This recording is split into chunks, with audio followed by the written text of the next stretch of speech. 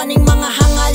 Badlungon kay magpabadlong grabe nakasakit ninyo sa ulo og makaingon na lang kog shit. Karon natagan og leksyon ni mga animal, kinidako na mga ulo aning mga hangal. Badlungon kay magpabadlong grabe nakasakit ninyo sa ulo og makaingon na lang kog shit.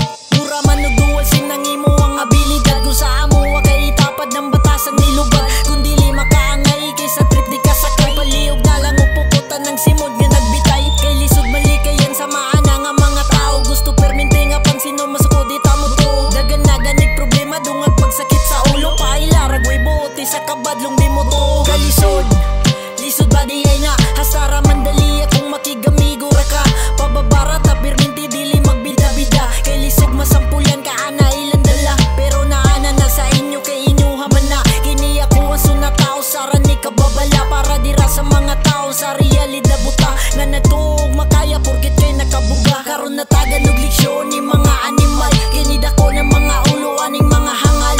Badlungon kay magpabadlong grabe nakasakit ninyo sa ulo og makaingon na lang kog shit. Karon natagan og leksyon ni mga animal, kinidako ng mga ulo aning mga hangal. Badlungon kay magpabadlong grabe nakasakit ninyo sa ulo og makaingon na lang kog shit. Pero dili sa pamaagi nga grabe ka brutal, bisag dagan na og gahungong ipilit sa trapal. Sa mga nalugay kay gipan na mas taas pa ang ihi, kung sa pasensya tanin nyo diri magtige. Pero wala naman kay mabuhat, kay nisulod ka aning dula.